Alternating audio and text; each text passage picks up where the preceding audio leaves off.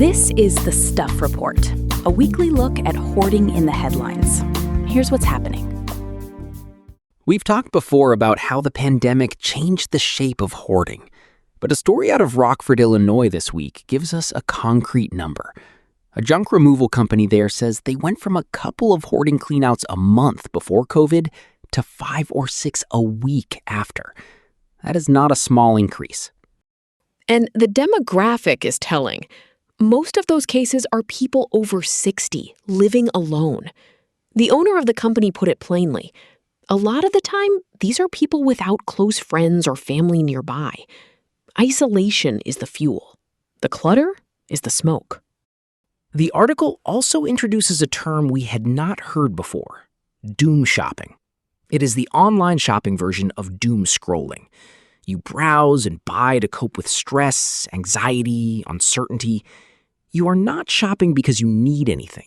You are shopping because your nervous system is looking for relief.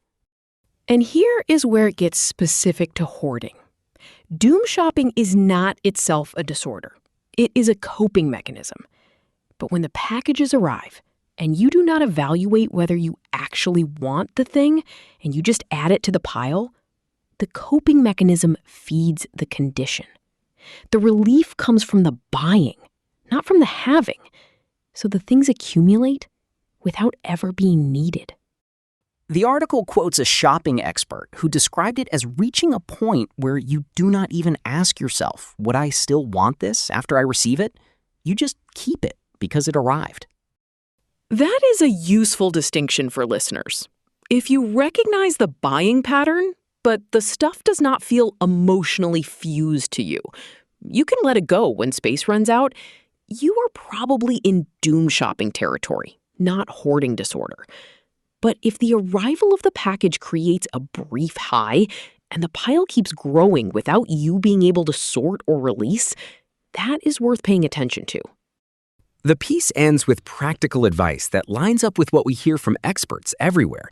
Start small, clear one area, seek professional help. The junk removal guy put it simply: if you haven't touched it in a year, toss it. Speaking of stuff that arrives in packages, a piece from the Times of India this week takes on a very common misconception. The article asks a simple question: when is keeping everyday objects just practical, and when does it point to something deeper? And the researchers say that is not hoarding. In fact, it might be the opposite. The article draws a careful line between what it calls safety hoarding and clinical hoarding disorder. Safety hoarding is about preparedness. I keep this bag because I might need it. It is a practical calculation. The moment the bag becomes genuinely useless or the space is needed, the person can part with it without distress. Clinical hoarding is the opposite. The person cannot part with the object because the object feels like part of who they are. Studies cited in the article describe a feeling of emptiness after disposal that is central to the disorder. The self-concept is fused with the possession.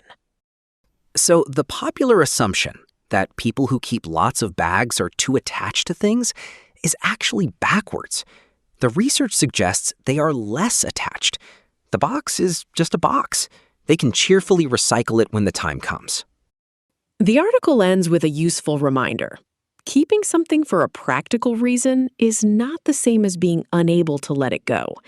The difference is the distress, the impairment, and the loss of choice. And finally this week, a story out of Merseyside, UK, that we're watching closely. A 53-year-old woman named Ruth Cookson had reached a point where her one-bedroom flat was completely inaccessible. Kitchen blocked, bathroom blocked, bedroom blocked. Both dry hoarding, coloring books, clothes, utensils, and wet hoarding with food waste and vermin. Her housing association, Prima, was well within its rights to evict her. Fire safety violations, gas safety violations, the kind of conditions that usually lead to legal action. They did not evict her.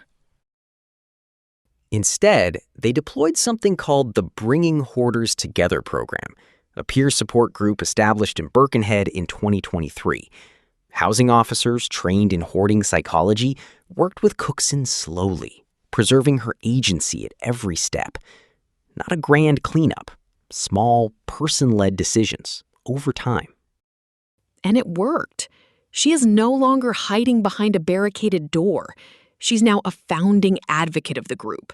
Her story has become part of something bigger, a coalition of 13 major UK housing associations that drafted a national hoarding innovation charter during Hoarding Awareness Week.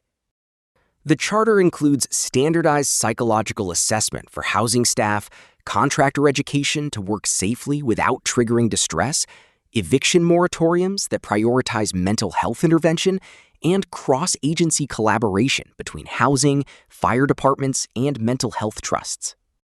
We talk a lot on this show about what does not work. The grand cleanup, the ultimatum, the eviction that just moves the problem down the street. Ruth Cookson's story is worth remembering because it shows what can happen when an institution chooses compassion and peer support over punishment. That is the thread through all of these stories. People first, then the stuff. That's the Stuff Report for this week. We'll see you next time.